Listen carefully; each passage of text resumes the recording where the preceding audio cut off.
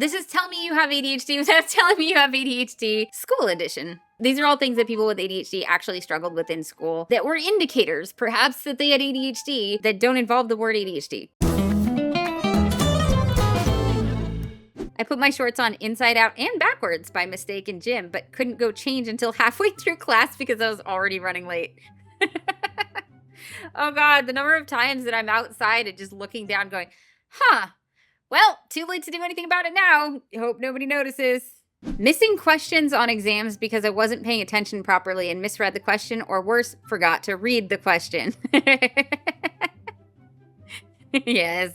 I want to be like, this is an exaggeration. Like, how would you even give an answer without reading the question? But no, this does actually happen. Misreading the question is really common, but forgetting to read the question also happens because you don't even realize you didn't read it sometimes. You look at the answers and you almost think that you already read the question. When I was in junior high, I found that I had gotten into a pattern of putting a piece of chocolate in my pocket and then completely forgetting about it until I was walking home and had found my pocket completely covered in melted chocolate. Yeah, that's like the less fun version of finding money in your pocket where you're like, thanks, past me. This one's like, dang it, past me. This is gross. Reading constantly until it was for a grade. And then suddenly couldn't make myself do it for love nor money. The number of times I have procrastinated on a reading assignment by reading something else. We're not going to talk about that. Week by week grades. I know where this is going and I love it. A, B, C. Don't show up for 3 weeks. C by cramming overnight for the final. This is pretty dead accurate. Yeah. It doesn't feel like ADHD is a disability because we can do it when we want to. The inconsistency is the disability. It takes a lot of tools and strategies to be able to do anything consistently. And even then, it's inconsistent. Always late, no homework. Or homework done in the 5-minute breaks between classes or even during class. Yeah, the number of times I've done homework during class or right before class, it's that sense of urgency, right? Like our brains respond to things that are urgent. The day before class, well, that's not due yet. I feel like these two things are related. I think a lot of times we're late to class because we were trying to cram homework into the 5-minute breaks between classes. Because it turns out that 5-minute break between classes is not a break. It is transition time. And if we are not transitioning, if we're trying to cram in our homework from the night before, that turns out that's not enough time to do homework and transition. 23 years, 14 colleges, and 9 declared majors later, I'm still shy of my first degree by 4 credits. Eddie, was that one you?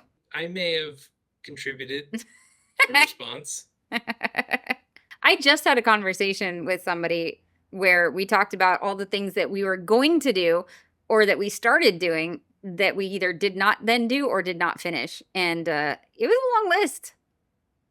My backpack full of completed 100% correctly but rarely turned in on time because it was completed and then forgotten or disorganized assignments. Yeah, there are many steps to an assignment. The final one, turning it in, is the one that matters the most, apparently. Reading ahead because everyone was going so slow and I was bored. Oh, Yup, that just made some connections for me. The worst thing is that you read ahead because everybody's reading so slow and you're bored. And so you read ahead because actually you're pretty fast at it, or maybe you're even gifted. It's not that I wasn't paying attention, but the number of times in class when I have been reading ahead and then the teacher calls on me and I'm like, where were we? And it looks like I didn't care or I wasn't paying attention, but really this was how I could pay attention to what we were doing, was by reading ahead. But then that means I don't know where we are. I relate to this. My soul relates to this. I had to be moved away from my friends for talking, but it never worked because I'd end up talking to anybody I got sat next to.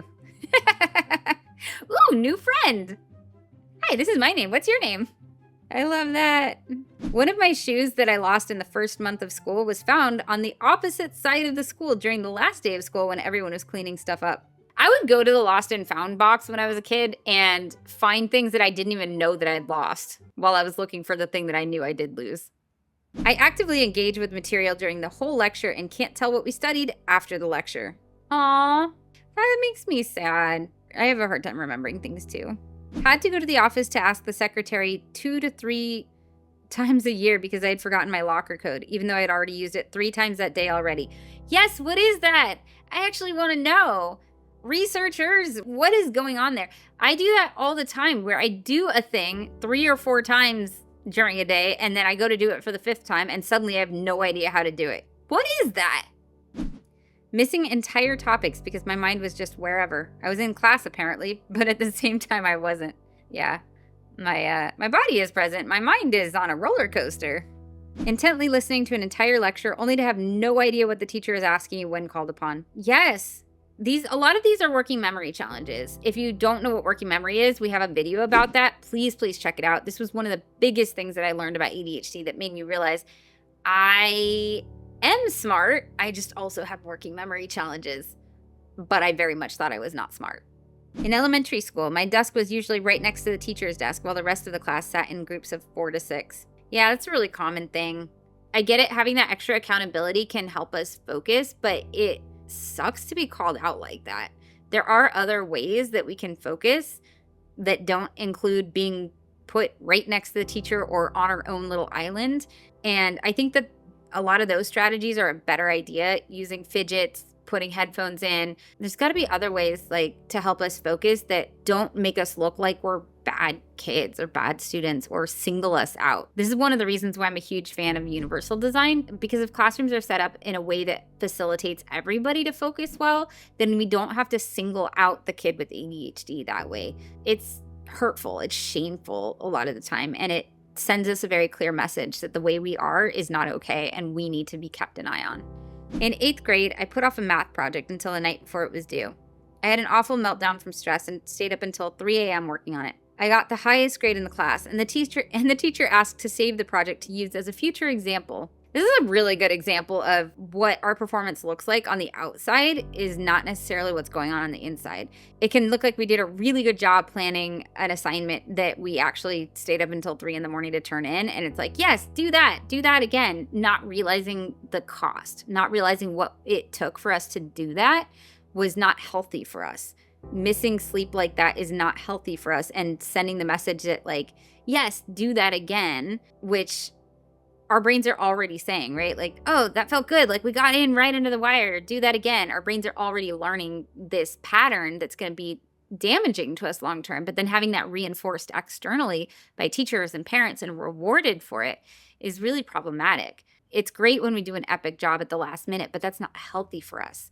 The performance itself isn't the only thing that matters. It's how did we get there? That matters too. The biggest tell that I had ADHD in school was the meticulously organized and color-coded planner I mapped out every September. I know where this is going.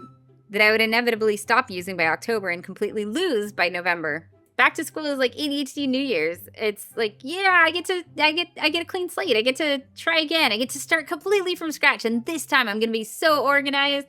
Where's my binder? Constantly missed the bus because I forgot to include the time it takes to put shoes on and get to the bus stop in my plan to leave places. Yeah, what is that? I have a fantasy about having a device that helps me teleport from one place to another, because there's so many times where I just don't factor in anything involved in the transition, or maybe one thing, right? Maybe it's okay, well, I know that it takes me 15 minutes to drive from my house to the store.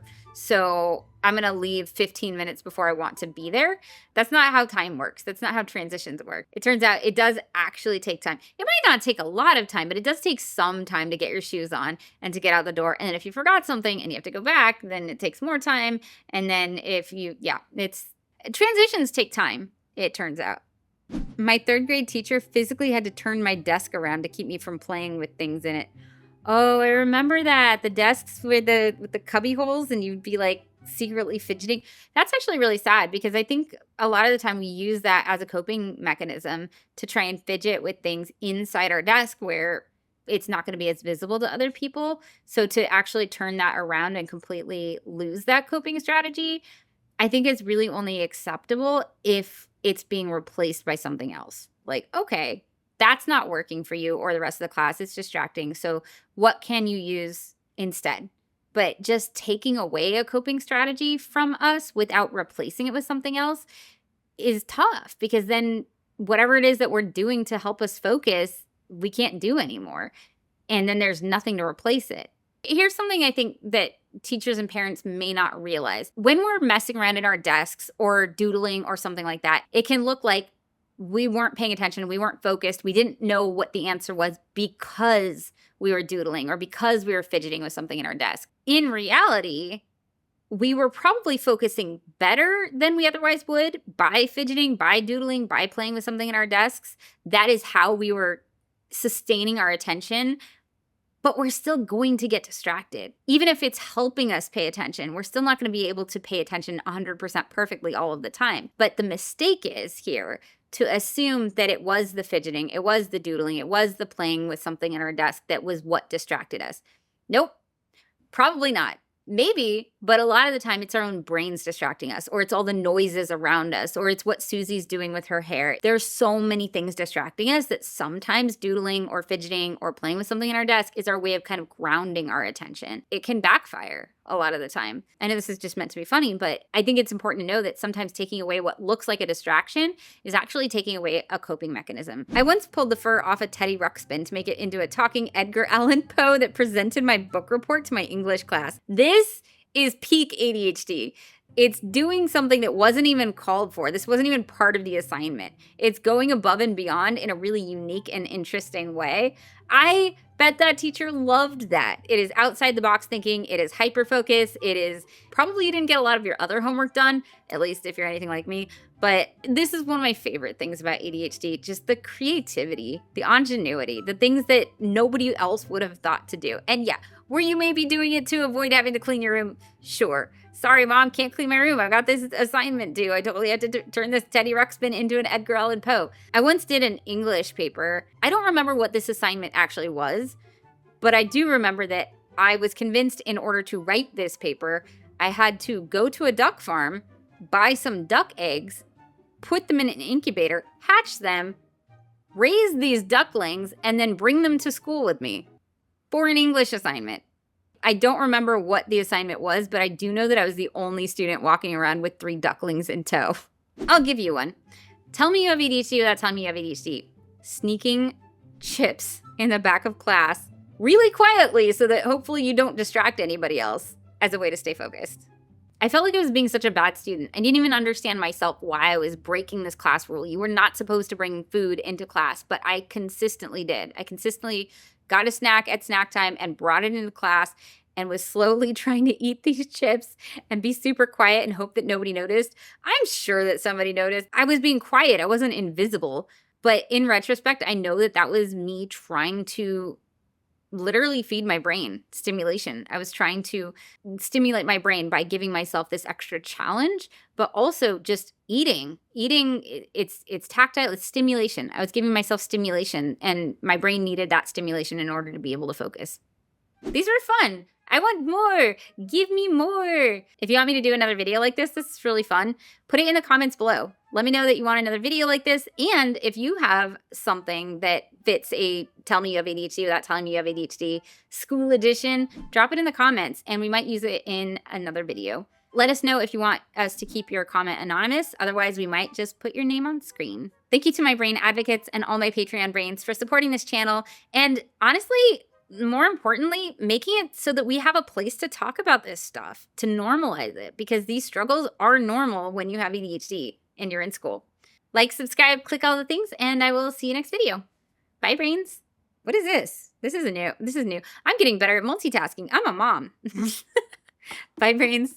Did you know we have a Discord community through Patreon? When you support the work we do on How to ADHD, you get access to a global supportive community and other Patreon perks. If you'd like to join us, go to patreon.com/howtoadhd.